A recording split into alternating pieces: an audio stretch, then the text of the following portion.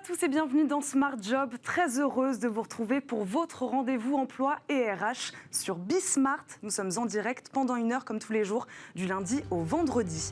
Dans le cercle RH, aujourd'hui, nous parlerons compétences et réussite. Les plus compétents sont-ils ceux qui réussissent professionnellement? Pas forcément. Nous verrons ça tout à l'heure avec nos invités.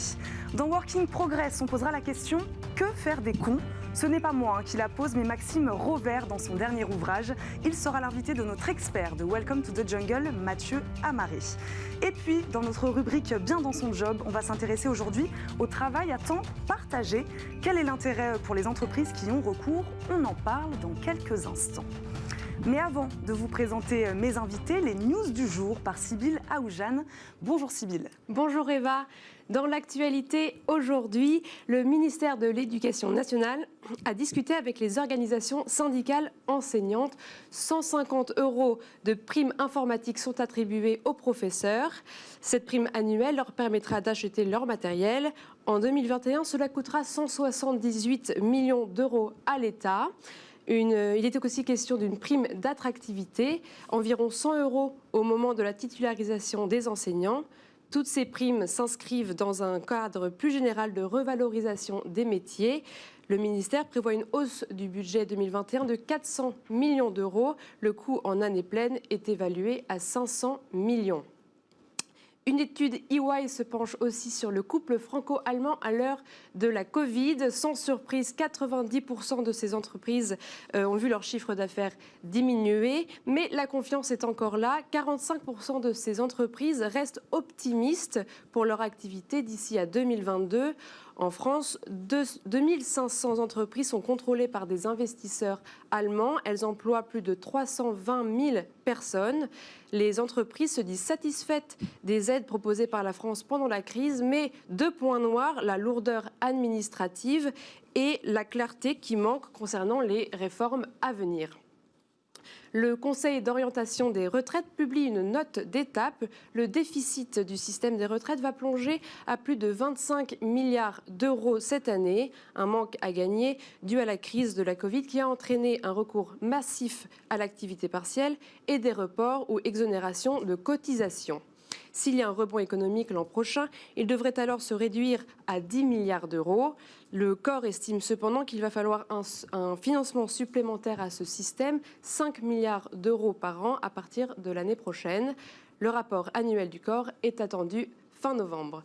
Voilà pour l'actualité d'aujourd'hui. Je vous laisse avec Eva et ses invités. Merci beaucoup Sybille. On vous retrouve demain bien sûr pour un nouveau JT. Bien dans son job, c'est tout de suite.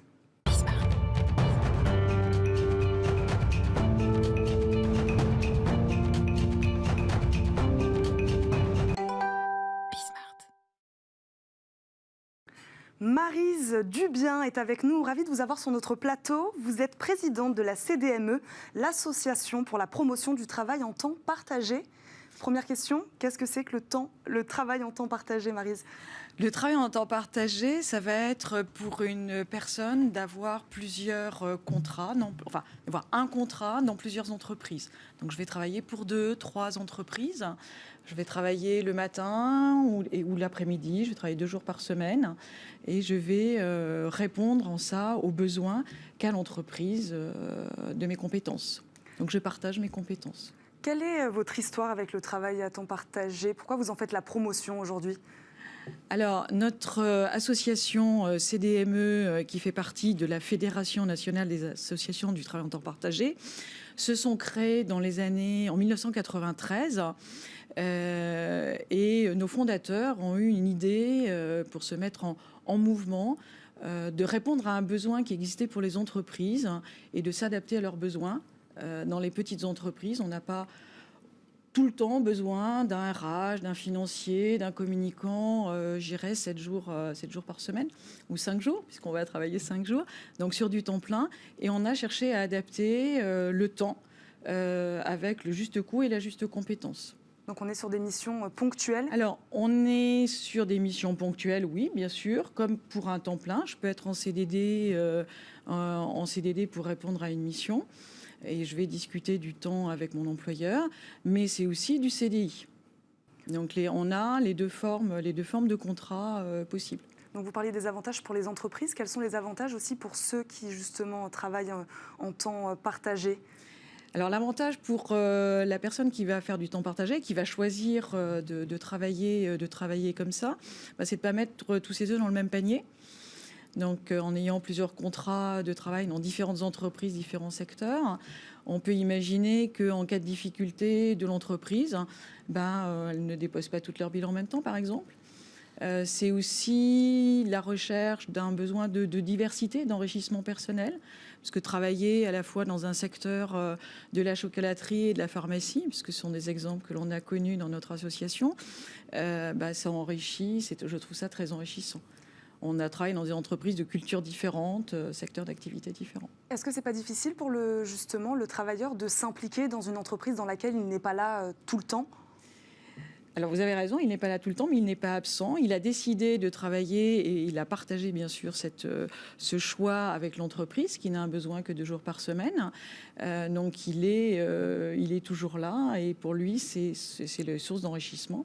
Alors c'est vrai qu'il faut savoir s'adapter, donc il faut être souple. Comme pour l'entreprise, c'est la souplesse qui prime, le fait de s'organiser. Voilà. Qui est concerné aujourd'hui par le travail en temps partagé ? Les cadres sont concernés ? Alors, les cadres sont concernés et nos associations sont plutôt sur des postes de cadres, puisque c'est peut-être moins connu que pour les non-cadres. Mais le temps partagé va s'ouvrir à tout le monde, qu'on soit cadre ou non-cadre. Quel que soit l'emploi, quel que soit le secteur d'activité. Qu'on soit jeune, moins jeune et senior. Pour parler un peu d'actualité, est-ce que cette crise, selon vous, c'est une occasion de travailler autrement ? Je pense que c'est une réelle occasion de travailler autrement et le travail en temps partagé peut être une réelle réponse puisque le travail en temps partagé, c'est vraiment de s'adapter aux besoins de l'entreprise et c'est vraiment le juste temps, juste compétence, juste coût. Ça peut devenir une vraie tendance sur le marché du travail. Combien de personnes aujourd'hui en France, par exemple, sont concernées par le travail en temps partagé ? Alors, on va enlever les personnes qui travaillent dans le secteur du service à la personne. L'année dernière, on a affiché 430 000 personnes en travail en temps partagé. Donc, je pense que ce chiffre a augmenté depuis. Je voudrais revenir sur ce que vous disiez tout à l'heure sur la flexibilité, enfin sur la souplesse. Vous parliez de souplesse. C'est vrai que ça fait des années que dans le monde du travail, on parle beaucoup de flexibilité. Est-ce que le danger, le risque, ça peut ne pas être de précariser certains travailleurs ? Alors, la précarisation serait de multiplier les CDD. Là, on est plutôt dans une démarche avec, dans l'association, on va plutôt prôner la durée. Et quand on s'inscrit dans le travail en temps partagé, ce n'est pas du temps partiel qu'on va subir, on va le choisir. Alors, il faut bien sûr se poser des bonnes questions au niveau financier. Mais l'idée étant d'avoir plusieurs employeurs, comme je vous le disais tout à l'heure, ça permet aussi de sécuriser. On peut imaginer que tout le monde ne va pas déposer son bilan en même temps. Donc, je pense qu'il y a une vraie sécurisation de l'emploi. Mais ça veut dire quelque chose de notre manière de regarder aujourd'hui le monde du travail. C'est quand même intéressant, comme vous le disiez, ne serait-ce que pour les compétences du travailleur, de faire plusieurs choses dans plusieurs entreprises différentes. C'est une vision complètement différente de celle qu'on a l'habitude de voir sur le marché du travail. C'est une vraie alternative, effectivement, au temps plein. Et c'est une autre façon de regarder, une autre façon de recruter. Et c'est gagnant-gagnant pour les entreprises. Et c'est vraiment gagnant-gagnant pour les deux parties, le salarié et l'entreprise. Mathieu Amaré, c'est une vraie opportunité, de vrais atouts. Ouais, je voulais vous poser une question, Maryse. Est-ce que selon vous, ça ne répond pas aussi à une tendance dans notre société actuelle, au-delà de la crise du Covid, etc. C'est aussi un besoin de reconversion chez des gens qui ont envie de changer de métier de plus en plus, en tout cas dans nos générations, chez les 18-34 ans, mais qui aussi hésitent à sauter le pas. Ici, vous avez un modèle où vous avez à la fois la sécurité de pouvoir bénéficier d'un contrat en CDD, mais aussi peut-être de vivre une autre expérience totalement différente dans une autre entreprise. Est-ce que c'est les profils aussi de ce temps partagé ? Est-ce que, par exemple, tout à fait. Vous avez quelqu'un qui peut être comptable et puis, je ne sais pas, fromager, par exemple dans une autre entreprise, on est sur les mêmes compétences. Alors, on est plus dans une notion de slasher, là, je dirais, que de temps partagé tel que moi j'en parle le plus souvent. Mais pourquoi pas ? C'est vraiment l'esprit dans lequel on est aujourd'hui. Après, on a notre vie personnelle et on veut concilier un petit peu tout ça et faire plusieurs choses en même temps. Et le temps partagé permet de le faire. Ce qu'on a aujourd'hui, c'est, j'ai un exemple d'une personne qui avait des activités plutôt manuelles, de faire de la broderie, de faire des choses comme ça, et qui est formatrice, parce qu'elle est toujours là, je la connais, et elle est formatrice en temps partagé. D'accord. Aujourd'hui, vous avez une association. Oui. Donc, vous œuvrez à la promotion du temps partagé. Comment on pourrait diffuser cette pratique qui est assez méconnue, finalement, dans le... Oui, même si depuis 1993, nous en parlons, elle reste encore tout à fait d'actualité, encore mal connue par les entreprises et par nous-mêmes. Je dirais, moi, j'ai découvert en 2015 l'existence du temps partagé. Ah oui. Alors que j'étais responsable des ressources humaines, on va dire. Ah oui, d'accord. Donc j'étais dans le domaine RH et je ne connaissais pas cette façon de l'exprimer. Je connaissais le temps partiel choisi, mais je ne connaissais pas cette expression du temps partagé, du travailler autrement, recruter autrement. L'avenir du temps partagé sur ces prochaines années, vous attendez une multiplication significative du nombre de personnes qui vont travailler de cette manière-là ? Je pense que c'est une réelle tendance qui peut s'accroître, effectivement. On va s'arrêter là. Merci beaucoup, Maryse Dubien, d'avoir été avec nous, d'être venue sur le plateau de Merci. Smart Job aujourd'hui. Tout de suite, c'est Work in Progress avec Mathieu Amaré. Retrouvez Work in Progress au cœur de Smart Job en partenariat avec Welcome to the Jungle.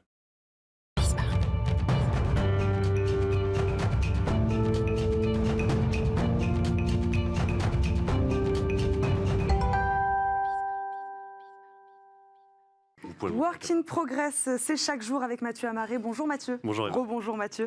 Vous êtes le rédacteur en chef France de Welcome to the Jungle. Je vous laisse nous présenter votre invité. Oui, on est avec Maxime Rovert. Maxime, bonjour. Bonjour. Vous êtes philosophe, professeur d'université et spécialiste de Spinoza, je le dis parce que quand même c'est un petit point intéressant. Vous avez surtout publié en 2019 un ouvrage intitulé « Que faire des cons pour ne pas en rester un soi-même ». Alors pourquoi on vous invite et pourquoi on va parler des cons, Eva? C'est parce que on va poser une chose, c'est que chaque organisation possède son sale con. Voilà, une personne, pour être un peu plus poli, toxique, qui va entraîner avec elle dans son sillage des engagements, turnover, coûts aussi pour l'entreprise. Et l'intérêt, puisque les personnes qui le regardent aujourd'hui sont des managers et des RH, c'est comment les déceler, comment aussi ne pas faire la bêtise de les embaucher.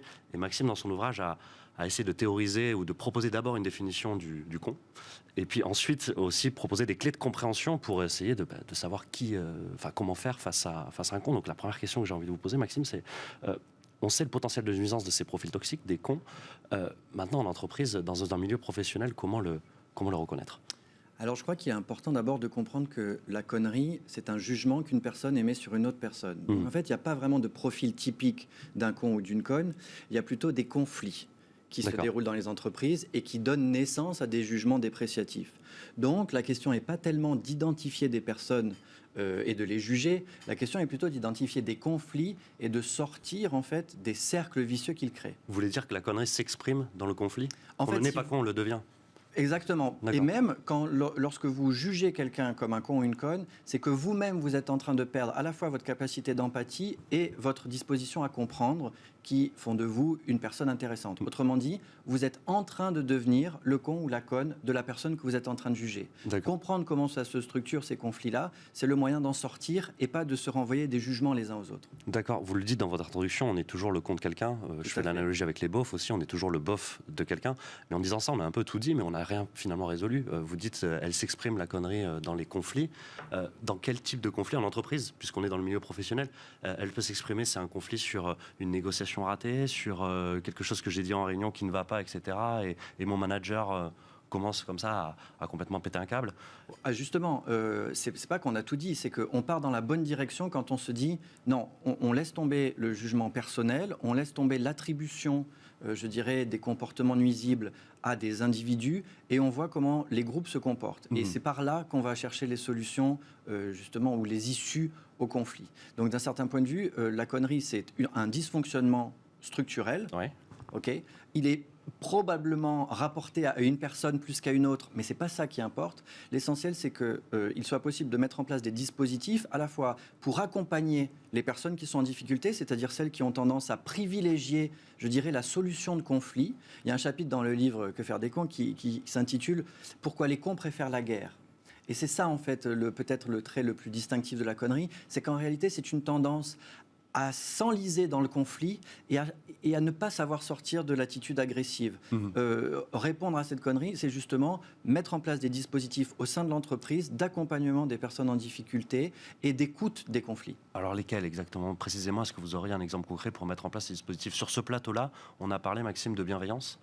C'est un mot un peu valise dont on a beaucoup parlé, mais qui aussi quand même sous-tend des dispositifs qu'on peut mettre en place pour désamorcer ce type de conflit et du coup désamorcer des conneries. Typiquement, on a tendance à faire appel à des psychologues de l'entreprise pour être à l'écoute du personnel. Il me semble que créer des situations d'écoute, même à l'intérieur du personnel, et faire en sorte que l'équipe soit capable de se parler et de s'écouter, parce que nous sommes quand même dans une société où tout le monde veut parler, mais personne ne veut écouter. Ça vaut la peine de faire des formations, de faire des week-ends, mais même, je dirais pas au quotidien, mais peut-être chaque semaine, d'avoir des réunions où il est possible de s'entendre et de s'écouter. Ça, c'est essentiel, parce qu'encore une fois, ce qui résout le conflit, c'est l'écoute. Est-ce qu'on est con parce qu'on n'est pas à sa place, en fait, parce qu'on n'est pas bien dans son poste, parce qu'on n'est pas bien là où on est? On peut le devenir pour ça? Alors, je pense que l'inadaptation fait partie de ce qui nous rend humains. C'est-à-dire que le con ou la conne soit inadapté, je dirais, à un moment ou à un autre, à la place qui est la leur, ça, c'est plutôt un bon signe parce que ça va normalement leur permettre de surmonter des obstacles, d'apprendre de nouvelles procédures, autrement dit, un peu de se surpasser, comme on dit. En revanche, ce qui bloque, c'est justement le moment ou quelque chose que j'appelle une brèche. Ça, c'est plutôt un truc que j'ai développé dans un autre livre qui est L'école de la vie. Que vous avez là, vous pouvez le montrer à côté de vous, voilà. si vous voulez. Vous pouvez le Je montrer. voulais amener pour inspirer en fait d'autres directions. Que faire des cons, c'est le versant négatif, c'est-à-dire la gestion du conflit. Là, c'est solutionnant. L'école de la vie, c'est plus comment ça marche quand ça marche bien.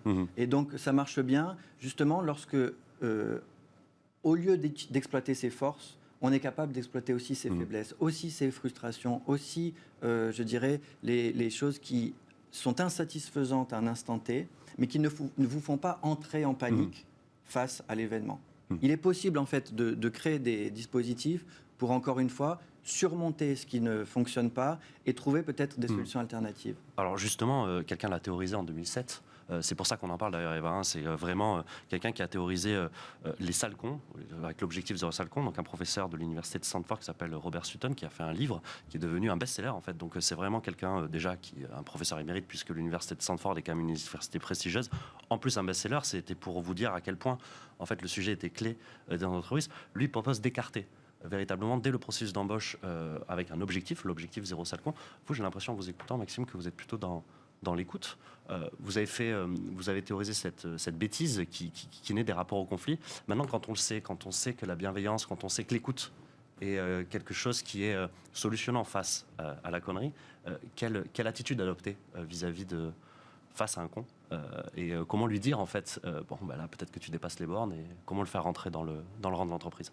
Alors, c'est vrai, Robert Scruton, c'était une attitude intéressante. C'est 2007, c'est-à-dire finalement, c'était il y a très longtemps dans, je dirais, la conscience à la fois écologique et sociale que nous avons pris de la responsabilité des entreprises.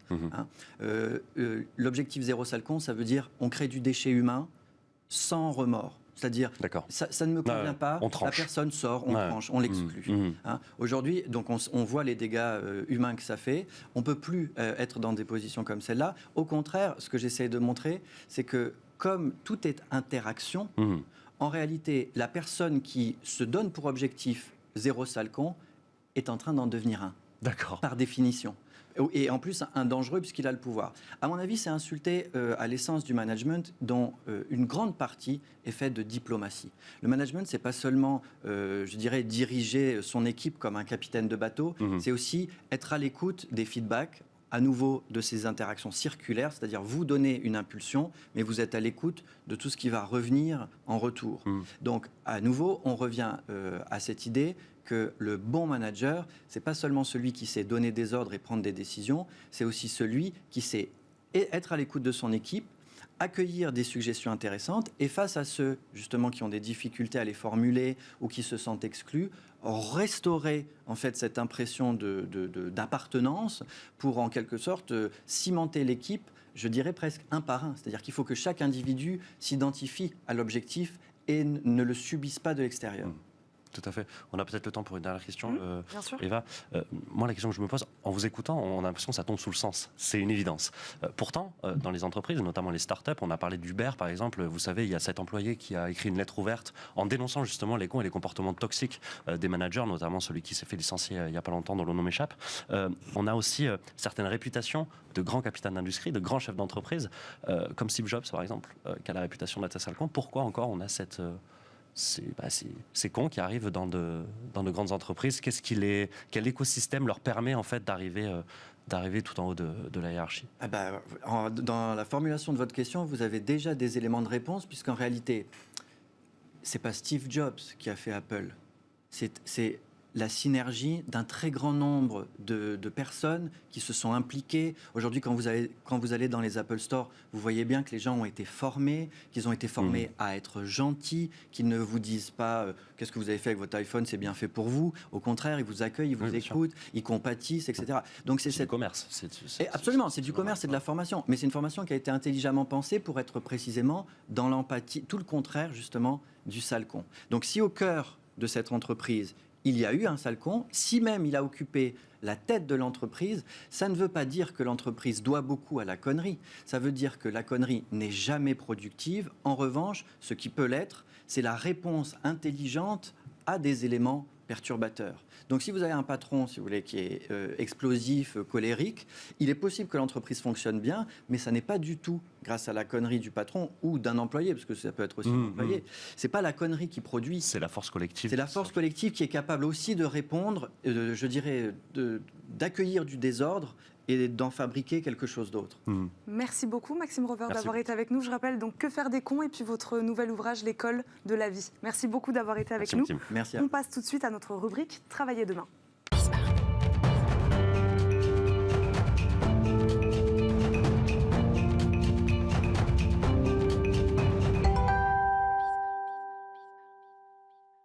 Retour sur le plateau de Smart Job, toujours avec Mathieu Amaré, rédacteur en chef France de Welcome to the Jungle. On va parler de médiation et de résolution des conflits avec votre invité Mathieu. Exactement, je suis en compagnie et ravi d'accueillir Sophie Henry. Sophie, bonjour, vous êtes Bonjour. déléguée générale du Centre de médiation et d'arbitrage de Paris, la CMAP, pardon. La CMAP accompagne les entreprises dans le processus de résolution des conflits. On vient de parler avec Maxime Rovers des sales cons, donc, qui naissent d'ailleurs, il nous disait, dont la bêtise naissent des conflits, etc. Vous êtes une instance qui, avec plus de 200 arbitres, mais aussi des juges, des médiateurs, essaye de résoudre les conflits en entreprise. La première question que je veux vous poser, Sophie, c'est qu'est-ce que représente véritablement une médiation ? Bonjour, merci de m'accueillir sur ce plateau et merci de m'accueillir aujourd'hui parce que cette semaine, c'est la semaine internationale de la médiation et tous les acteurs de la médiation sont invités à promouvoir leurs actions. Donc, merci de cette opportunité aujourd'hui. Alors, la médiation, c'est un outil de résolution de conflits. L'idée, c'est que le médiateur, c'est un tiers indépendant, impartial, indépendant des deux parties, va accompagner les parties vers une solution. Donc, ce sont les parties qui vont trouver la solution. Le médiateur, on peut dire que c'est un facilitateur de négociation. Voilà, en synthèse. De quels conflits on parle? Est-ce que c'est des conflits inter-entreprises? Est-ce que c'est des conflits aussi? Est-ce que vous agissez dans des conflits entre entreprises ou entre prestataires et clients? Oui, alors le CMAP, il a été créé il y a 25 ans par la Chambre de commerce de Paris. Et au départ, on était amené à traiter, donc c'est le premier centre de résolution des conflits des entreprises en France. Et on était amené à traiter les conflits commerciaux, donc entre deux entreprises. Et puis, à la demande des entreprises, des représentants des DRH, on traite maintenant des conflits RH, des conflits sociaux. Donc depuis quelques années, c'est plutôt récent, mais il y a un vrai engouement de la part des entreprises sur cette thématique. Comment ça se passe concrètement? J'ai un conflit avec mon manager dans un entretien quelconque, etc. On n'arrive pas à le traiter en interne parce qu'on n'a pas les solutions RH pour le faire. On vous appelle, vous avez un numéro, quelqu'un répond, vous avez un médiateur ensuite qui agit, c'est ça? C'est exactement ça. On a un centre dédié pour les entreprises. Donc on a une équipe qui est très réactive. Donc vous appelez. Alors ça peut être n'importe qui. Vous dites ça peut être un collaborateur, ça peut être le manager, ça peut être le RH qui se dit il y a un problème dans l'équipe. Ça peut être un avocat en droit social. Qui maintenant, de plus en plus, on développe la médiation à l'initiative des avocats. Et ça peut être un juge aussi. Ça va vous paraître bizarre, mais le juge, que ce soit au conseil de prud'homme ou à la cour d'appel, même s'il y a un conflit déjà né, déjà devant le juge, peut proposer la médiation. Donc les prescripteurs, ce sont tous les acteurs de l'entreprise, les avocats, mais aussi les magistrats aujourd'hui. D'accord, et pour bien comprendre aussi l'ampleur et l'intérêt d'une médiation, quand vous dites juge, etc., prud'homme, ça va très très loin, donc le conflit en fait est jusqu'au boutiste quelque part. Est-ce que vous pesez sur la décision du juge? Comment justement avec la justice vous arbitrez ce genre de décision? Le médiateur, il n'a aucun pouvoir. C'est là aussi sa posture et sa spécificité. Le médiateur, il accompagne les parties vers une solution. Et je voudrais donner quelques axes importants sur la médiation. Il y a 5 grands atouts de la médiation. C'est un processus volontaire. Donc le médiateur... les parties qui viennent en médiation, elles viennent parce qu'elles ont envie de venir. On ne peut pas leur imposer de venir et on ne peut pas leur imposer de rester. Elles peuvent partir à tout moment. Un autre des atouts, c'est que les parties sont maîtres de la résolution du conflit. C'est-à-dire que le médiateur, ce n'est pas un juge, ce n'est pas un arbitre. Vous me demandez est-ce qu'il a la possibilité d'imposer une solution. Il est vraiment juste dans l'accompagnement et ce sont les parties qui vont trouver la solution. Et puis un autre atout, c'est la maîtrise du délai, parce qu'une médiation, ça dure à peu près une dizaine d'heures. Vous voyez, c'est hyper rapide. Surtout dans cette période de crise sanitaire où il y a eu une suspension des activités des tribunaux avec des délais incompressibles maintenant presque de plusieurs années. Une médiation, c'est une dizaine d'heures sur quelques réunions, donc ça c'est la moyenne. Une maîtrise des coûts, ça coûte à peu près 3 000 euros. Donc ça peut coûter 2 000 comme 10 000, mais enfin la moyenne c'est 3 000 euros, donc c'est quand même accessible pour les entreprises. Et puis surtout c'est confidentiel, c'est-à-dire tout ce qu'on va se dire en médiation, le médiateur ne pourra pas le divulguer ni à l'égard du juge ni à l'égard des autres parties dans l'entreprise. Et ça vaut aussi pour les parties. Et c'est inscrit dans la loi. Donc ça, c'est vraiment la spécificité de la posture du médiateur, c'est cette liberté des échanges. Les parties peuvent tous dire en médiation. Donc il y a des réunions séparées avec le médiateur pour bien comprendre leurs attentes, leurs besoins. Et puis il y a des réunions plénières. Si je pouvais donner un exemple pour que les gens comprennent bien ce que c'est que la médiation générale, et puis après on rentrera peut-être plus sur l'entreprise. Il nous reste 30 secondes. 30 secondes. C'est l'exemple de l'orange. C'est l'exemple de l'orange. De l'orange. Voilà. Il y a 2 personnes, 2 enfants qui se disputent une orange. Le juge, il va couper l'orange en 2, il va la trancher, il va donner 2 parties.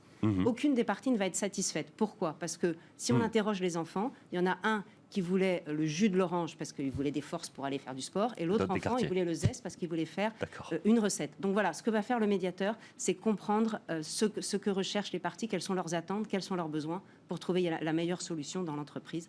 Et là, ce sera des grandes avancées pour un climat social apaisé. Donc j'avais tellement de choses à vous dire.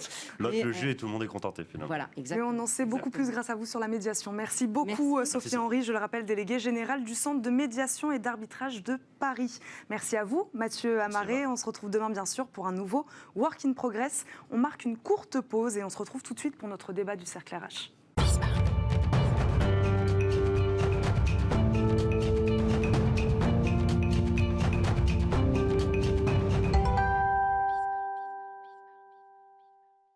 Le Cercle RH, c'est tout de suite. On se demande pourquoi ce ne sont pas les plus compétents qui réussissent.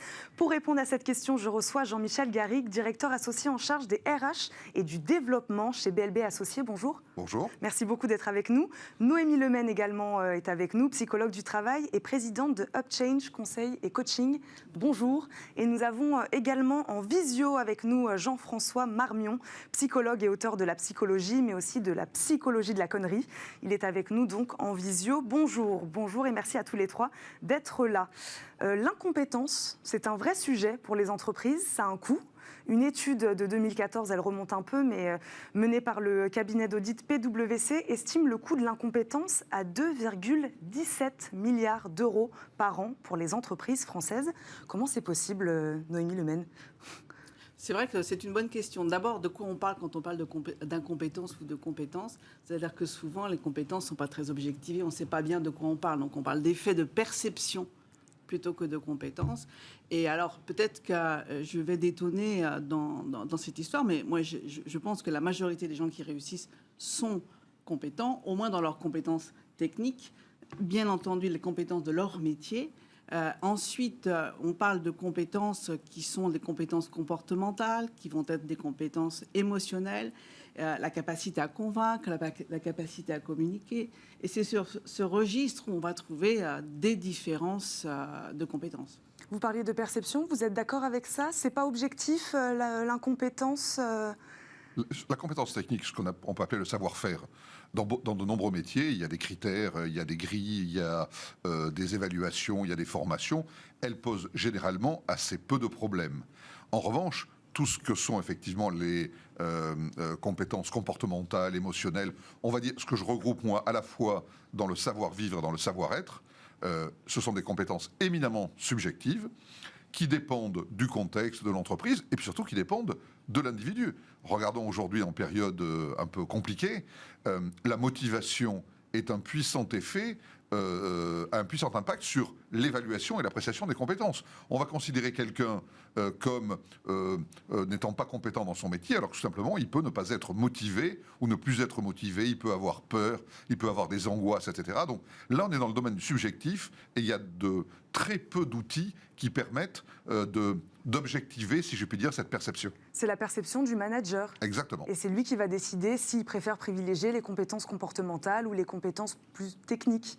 Les deux sont importantes. Les deux sont importantes. Les deux sont vraiment importantes. C'est-à-dire que moi, je suis psychologue du travail et coach. Mon métier consiste à accompagner des cadres supérieurs, des cadres dirigeants, la plupart du temps dans le développement de ces compétences dont vous parliez, des compétences qui sont des compétences de comportement, d'émotion, de savoir-faire, de capacité à fédérer, à créer de la confiance, à convaincre. Et c'est sur ces compétences-là où il y a beaucoup de travail. Et c'est sur ces compétences-là où certains peuvent considérer que les gens sont incompétents. Alors moi, je rencontre ceux qui sont en démarche de progrès, donc ceux qui vont être de plus en plus compétents. Mais on a tous à progresser. Et on a tous à faire des efforts sur ces compétences-là aussi. Jean-François Marmion, est-ce que vous nous entendez ? Tout à fait. Bonjour. Comment mieux déceler l'incompétence quand on est recruteur ou manager dans une entreprise ? Est-ce que c'est tangible, ça se voit tout de suite ? Le problème, c'est que la compétence, ce n'est pas une qualité abstraite qu'on résume dans une ligne de CV. On est compétent avec d'autres. On est compétent si on travaille en équipe. On est compétent parce que des gens estiment que vous êtes digne d'eux, en fait. Vous êtes digne de travailler avec eux. Mais ça ne veut pas dire pour autant qu'on sera efficace. Parce que la compétence, si je suis compétent pour quelque chose, mais que les circonstances font que je ne suis pas motivé pour travailler, parce que je ne comprends pas ce qu'on me demande, ou alors je trouve que les gens avec qui je travaille ne sont pas justes, ne sont pas amicaux, ne sont pas à mon niveau, en fait, il y a des disparités. Si je suis compétent avec des gens qui sont aussi compétents que moi, comment je vais réussir particulièrement ? Qu'est-ce qui va me distinguer ? Est-ce qu'il faut que je devienne un tueur pour ça ? Ça pose certaines questions. Et si je travaille avec des gens qui ne sont pas compétents, ça arrive aussi. Des gens qui sont moins compétents, qui disent, écoute, pas trop de zèle, va pas révolutionner ce qu'on est en train de faire, et on peut se retrouver discrètement placardisé ou harcelé, par exemple. Ça arrive. Est-ce que les incompétents peuvent tirer aussi les autres vers le bas ? Je ne vous ai pas entendu chez moi. Est-ce que les incompétents peuvent tirer leurs collègues vers le bas ? Est-ce que ça peut faire un effet domino ? On peut très bien dire, bah lui, il ne fait pas grand-chose, il reste à son poste, donc je ne vais pas faire grand-chose aussi. Mais enfin, le plus souvent quelqu'un qui est incompétent dans notre entourage, c'est un boulet. Hein. Ça veut dire que nous, il va y avoir une répercussion sur ce qu'on fait nous. Ça veut dire qu'on va être obligé peut-être de faire son boulot, de passer après lui. Donc oui, l'incompétence a un coût pour tout le monde. Encore une fois, on est compétent en système, en relation avec d'autres, mais jamais tout seul. Sauf si on est indépendant, par exemple. On peut être compétent en étant indépendant, mais on ne sait pas se vendre. On n'a pas fait d'études de marché, on ne sait pas s'il y a beaucoup de concurrence à côté de nous. Et finalement, on est compétent, mais on échoue malgré tout. Comme disait Jean-François Marmion, on peut tous être incompétents à certains moments. Bon, on est tous incompétents, puisqu'on est souvent face à de l'inédit, surtout en ce moment. Donc, ça veut dire qu'il faut être capable d'apprendre. Les gens qui sont les plus incompétents sont ceux qui pensent qu'ils savent tout et qu'ils n'ont plus rien à apprendre. Donc, pour être compétent, il faut avoir un peu le doute de sa compétence et se mettre en progrès pour progresser davantage. Donc, il y a aussi un sujet d'estime de soi qui est important, c'est-à-dire que si j'ai une estime de moi ou une estime de soi très, très survalorisée, je pense que je sais tout. Je vais m'asseoir sur des compétences que je ne vais pas réactualiser et je vais me dégrader, je vais dégrader mon champ de compétences. Et il y a un élément important aussi à comprendre dans le choix de ce que vous disiez, pourquoi on recrute des gens incompétents, c'est qu'on a tous un biais cognitif important, on l'a tous, c'est un biais de notre cerveau, c'est de confondre l'assurance, la confiance en soi, avec la compétence. Donc, ce qui veut dire que si quelqu'un dit qu'il sait faire des compétences techniques, par exemple, mais s'il le dit avec beaucoup de confiance en lui, on va avoir plus tendance à le croire que l'autre qui sait très bien faire, mais qui est peut-être un petit peu plus dans le doute et qui va être moins à l'aise pour le dire, alors qu'il est peut-être meilleur.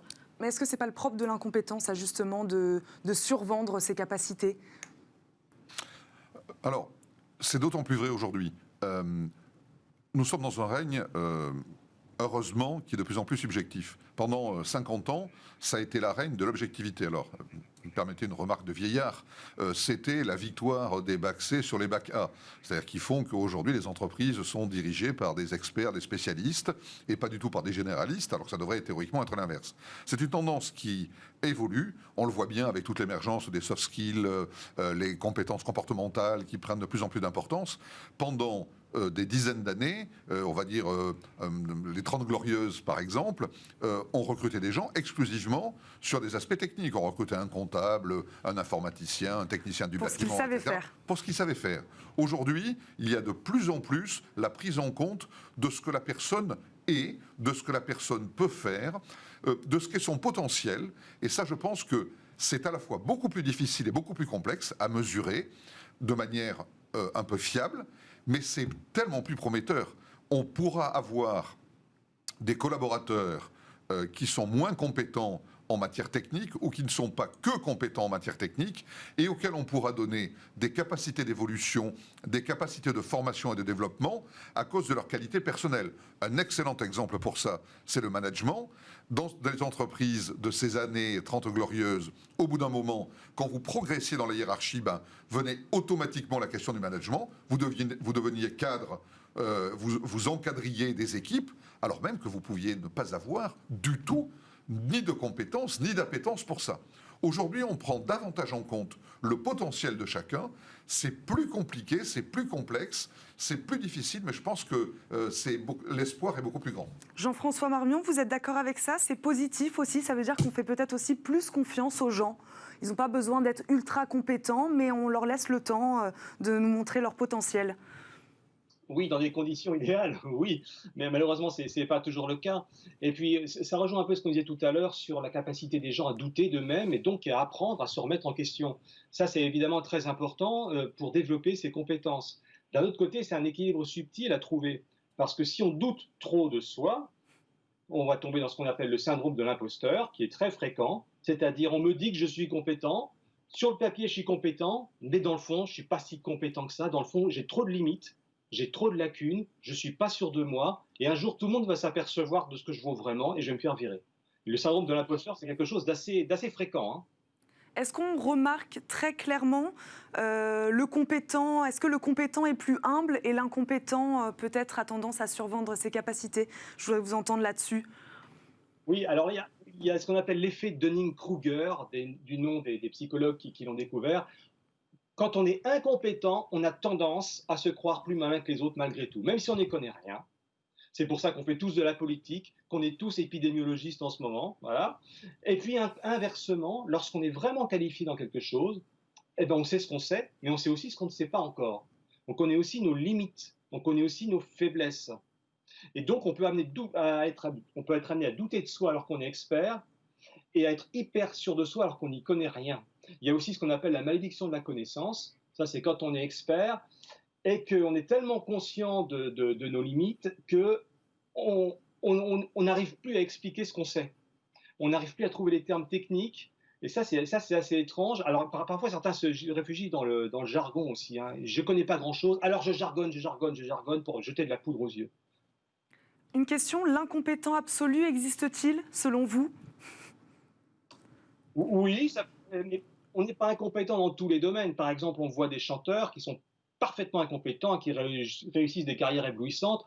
On voit aussi des politiques qui sont très compétents pour se faire élire, mais totalement incompétents pour gouverner, par exemple. Vous êtes d'accord avec ça? L'incompétent absolu, il existe ou non, Jean-Michel Garrigue? Je suis d'accord avec ce qui vient d'être dit. On n'est jamais incompétent en rien. Et puis vous avez des métiers dans lesquels, M. Marmion parlait du doute. Si vous êtes, alors je vais prendre mon métier d'origine, si vous êtes DRH, douter, c'est une force.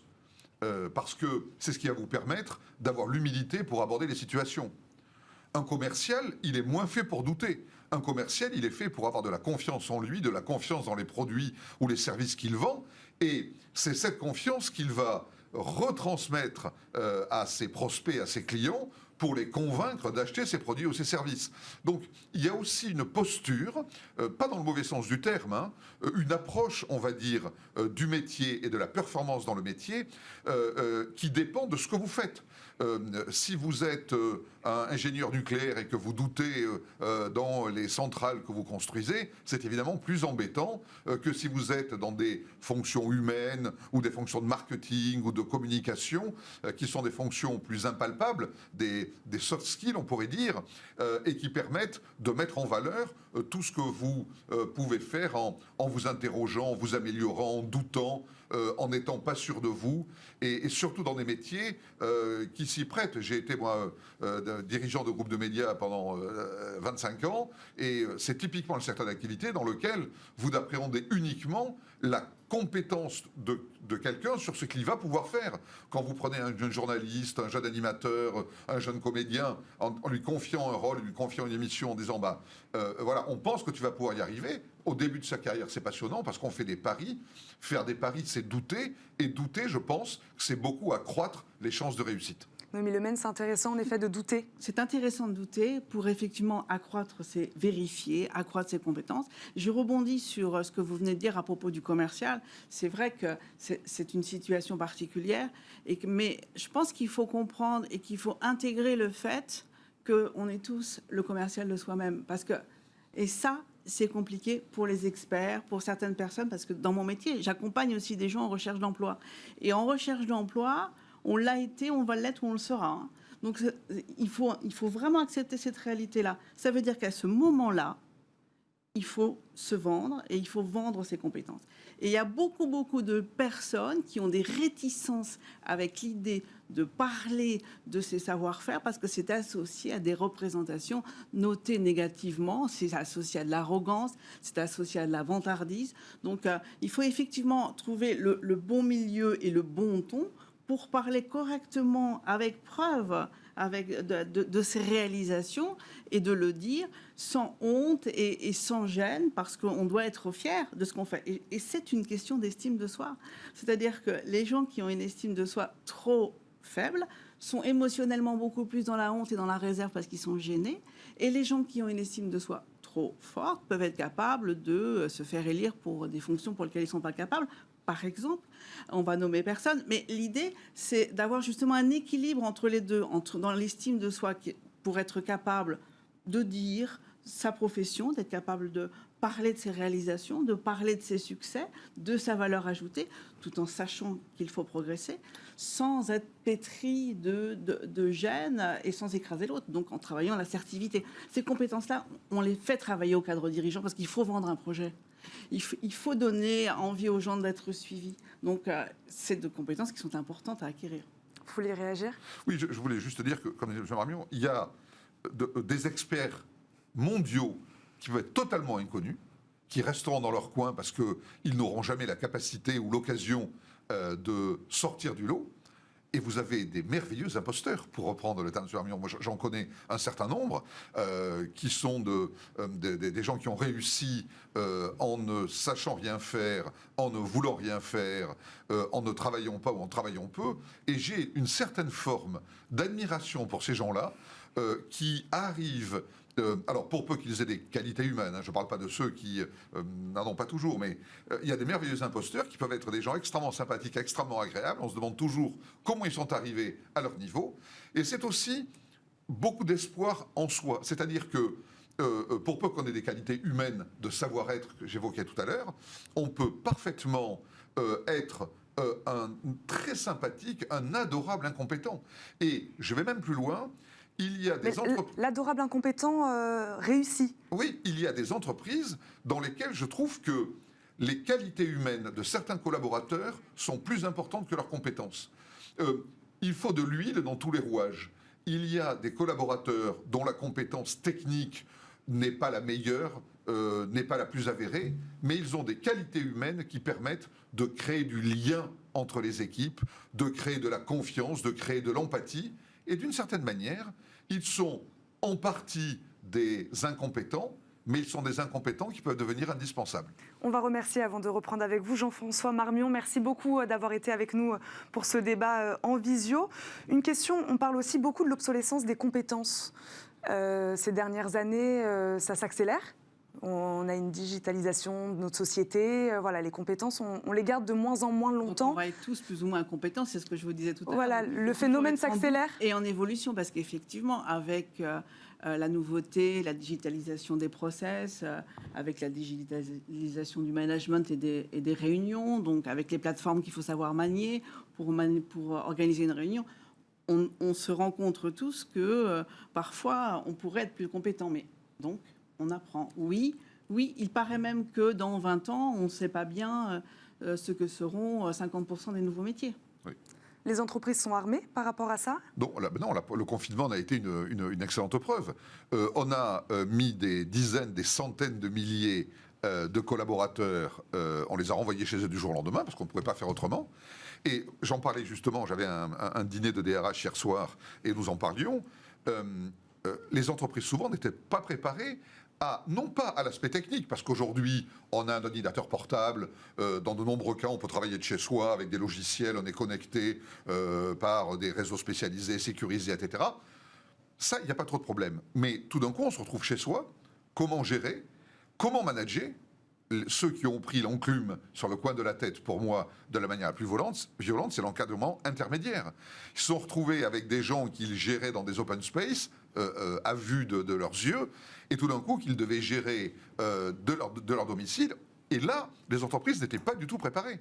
Je connais très peu d'entreprises qui avaient pris soin de dire nous allons anticiper, le télétravail se développe, donc on va former nos managers. Là, dans la plupart des cas, les entreprises ont été surprises, et ça a donné lieu, vis-à-vis de cette catégorie, notamment de managers intermédiaires, à des problématiques absolument terribles. Des remises en cause.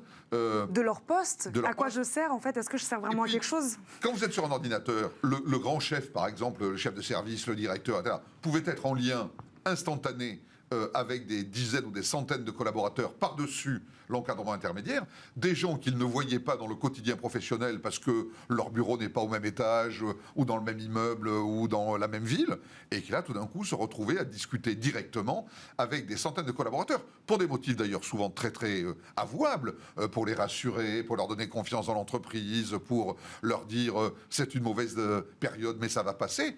Et du coup, l'encadrement intermédiaire se retrouvait parfois totalement déstabilisé, totalement dépassé.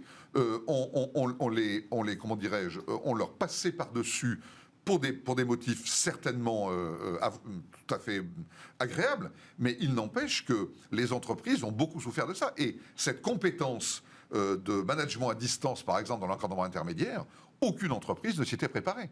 Et je pense que, comme nous nous préparons sans doute à d'autres périodes de télétravail, les entreprises, vous avez vu, remettent beaucoup de gens au télétravail.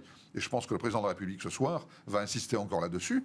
Donc, ce n'est pas depuis le mois de mars que des formations ont été faites ou que l'encadrement intermédiaire a été sensibilisé.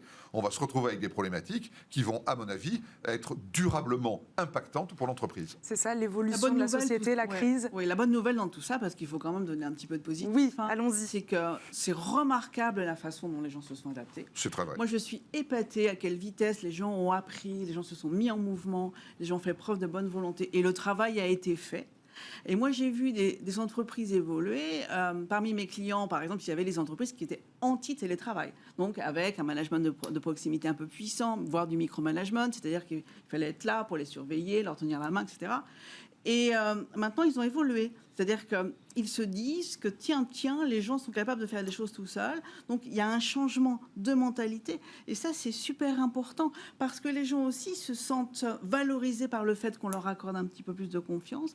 Donc ça, c'est primordial. C'est un signal qu'il faut repérer dans le changement des mentalités. Avec un inconvénient supplémentaire, c'est que cette pratique a créé, le terme est un peu fort sans doute, une discrimination profonde entre ce qu'on appelait dans l'ancien temps les cols blancs et les cols bleus. Parce que ceux qui travaillent dans des outils de production, ils ne peuvent pas se mettre en télétravail. Les maçons, les ouvriers chez Peugeot, etc., ils sont obligés de rester travailler, alors que tous les cols blancs, que ce soit administratifs, comptables, quels que soient les secteurs, même commerciaux, restaient chez eux. Et ça crée là encore une différenciation dont je pense nous n'avons pas fini d'en constater les conséquences. Merci beaucoup à tous les deux d'avoir été avec nous aujourd'hui pour débattre de l'incompétence dans les entreprises. Merci beaucoup. On termine notre émission avec Fenêtre sur l'emploi où on parle jobbing.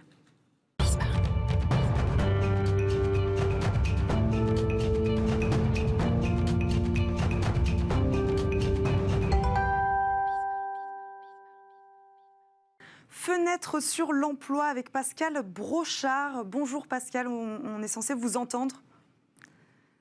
Pascal Brochard, on l'a pas au téléphone? Ok, écoutez, on va peut-être continuer alors à parler de l'incompétence dans les entreprises en attendant d'avoir Pascal Brochard. Je voudrais rajouter quelque chose sur le syndrome d'imposture. C'est-à-dire qu'on parle de merveilleux imposteurs, donc c'est une expression que je viens d'entendre. J'ai noté quand même que le syndrome d'imposture est plutôt qu'on le rencontre plus souvent chez les femmes. Et ça, c'est important de le dire, que les femmes sont plutôt sujettes à ça parce qu'elles sont plus dans le doute d'elles-mêmes avec une estime de soi qui a tendance à être inférieure à celle des hommes. Donc ça, c'est un travail important aussi à faire dans la promotion et dans l'égalité entre les hommes et les femmes, de bien prendre conscience que ceux qui doutent ne sont pas forcément les moins compétents, au contraire, et d'aider les gens qui doutent à évoluer et à travailler leur confiance en soi. Mais vous avez raison, le doute on en parlait tout à l'heure, le doute est essentiel. Rien n'est plus inconséquent et inconcevable que les gens qui sont remplis de certitude dans tous les secteurs d'activité, quels qu'ils soient. Le doute permet d'avancer. Le doute par rapport à l'imposture, c'est une question de positionnement de curseur, en fait. Exactement. Voilà. Le doute est positif. Autant il y a des merveilleux imposteurs, il y a des imposteurs qui sont parfaitement insupportables et désagréables, et là, effectivement, le curseur va trop loin. Mais le doute permet incontestablement d'avancer. Il est très présent chez les femmes, et vous avez raison. J'ai eu la chance, comme je disais tout à l'heure, de travailler l'essentiel de ma carrière dans les médias, où le problème se pose assez peu. Enfin, je dirais, c'est la compétence qui est importante, le genre l'est beaucoup moins. On va... essayer de parler avec Pascal Brochard. Est-ce que vous nous entendez? Est-ce que vous êtes avec nous? Oui, je suis avec vous. Bonjour. Bonjour. Vous êtes cofondateur d'AlloJob. Donc, on va parler avec vous aujourd'hui de jobbing ou la mise en relation entre particuliers pour des petits services. Comment marche votre site, Pascal Brochard, AlloJob? C'est un réseau social entre particuliers, c'est ça? Voilà, c'est une plateforme de mise en relation qui permet aux particuliers de pouvoir trouver à la fois d'un côté des jobs de proximité pour compléter leurs revenus ou arrondir leur fin de mois, et aux autres particuliers de trouver des prestataires proches de chez eux qui peuvent les aider dans différents services. Donc sur quel type d'activité? Jardinage, bricolage, on est là-dessus? Voilà, tout à fait, c'est-à-dire... alors vous avez du bricolage, du jardinage, ça peut être de la garde d'enfants, de la garde d'animaux, on peut passer par du ménage, du nettoyage, tous les services de proximité et tous les services à domicile, j'ai envie de dire. Les cours particuliers d'ailleurs en ce moment qui sont fortement demandés d'ailleurs avec les problématiques d'enseignement à distance. Quel est l'intérêt de faire appel à des particuliers et non à des professionnels sur ces types d'activités? Alors il y a plusieurs aspects. D'abord un aspect social, ça permet de s'apercevoir que proche de chez soi, on a des voisins qui ont une passion, un vrai savoir-faire, et ça crée un lien social qu'on n'a pas forcément habituellement. On les croise dans la rue sans les connaître, ça c'est un point important. Et ça permet aussi bien évidemment de faire des économies puisque le particulier proche de chez vous qui va réaliser une opération vous coûtera beaucoup moins cher que de prendre un artisan ou une grande entreprise et réagira beaucoup plus vite en plus. Comment marche la rémunération sur AlloJob? Alors la rémunération se discute entre les acteurs, donc entre l'annonceur et le jobber. Ils se mettent d'accord sur un prix au taux horaire ou à la prestation et ils le gèrent vraiment entre eux. Voilà, on ne prend pas du tout parti dessus. C'est un service qu'on a décidé de mettre en totale gratuité compte tenu de la crise. Et donc, pour le moment, on a décidé que les jobbers et les annonceurs pourraient gratuitement entrer en contact les uns avec les autres et directement se rencontrer et profiter de cette plateforme. Quel constat vous avez fait, Pascal Brochard, quand vous avez créé Allo Job? C'était un constat sur le marché du travail, qu'il y avait une détérioration du marché? Alors oui, doublement, c'est-à-dire que bien évidemment avec la crise et même avant, on s'aperçoit que de plus en plus de gens, de par un pouvoir d'achat faible, cherchent des compléments de revenus, que ce soit des étudiants, des retraités ou même des actifs. Donc l'idée était justement de pouvoir leur apporter cette mise en relation et puis aussi de jouer sur la proximité, puisque souvent on va chercher très très loin des compétences qu'on a peut-être sur le palier de son appartement. Voilà. Donc vous essayez en tout cas d'éviter la précarisation. À notre manière, on essaie. Eh bien, écoutez, merci beaucoup Pascal Brochard d'avoir été avec nous aujourd'hui, d'avoir parlé de jogging et nous avoir présenté Allo Job. Je remercie également Noémie Lemaine, psychologue du travail et présidente de UpChange Conseil et Coaching, d'avoir été avec nous, et Jean-Michel Garrigue, directeur associé en charge des RH et du développement chez BLB Associés. Merci beaucoup à tous les deux. Nous, on se retrouve demain, bien sûr, pour un nouveau numéro de Smart Job. En attendant le retour d'Arnaud Ardouin, je vous souhaite une très bonne journée sur Bismart. À très vite.